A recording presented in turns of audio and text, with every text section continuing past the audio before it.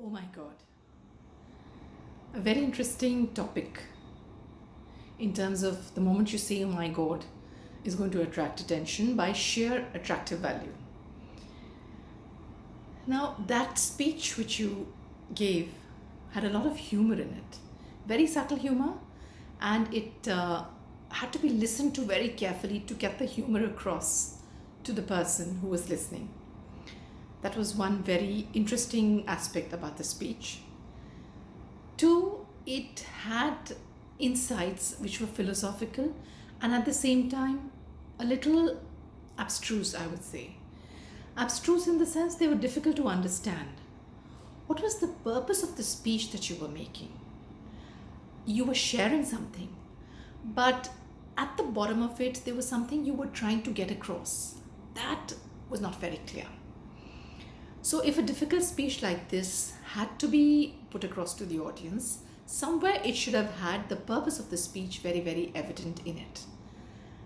Another thing I felt was that at times it might have bordered a little on the not so typical and standardized ways of addressing a power which we consider much, much superior to us. And for traditional bound minds, it might strike a slightly wrong chord. So, if the intention you were aiming to make it with was to get across to people and to make them smile, at the same time, please remember you could or you might just have a slightly different take from the audience as to what you were talking about. The play of hands was there, so that again, that we've talked about in the other video. Overall, I felt it's a very intelligent take and insightful. At the same time, you've brought forth a topic which one wouldn't normally think of talking to the audience about, and you've conveyed your views on it, which is very, very fulfilling both for you and for the audience, and it gives them something to ruminate on, something to chew on.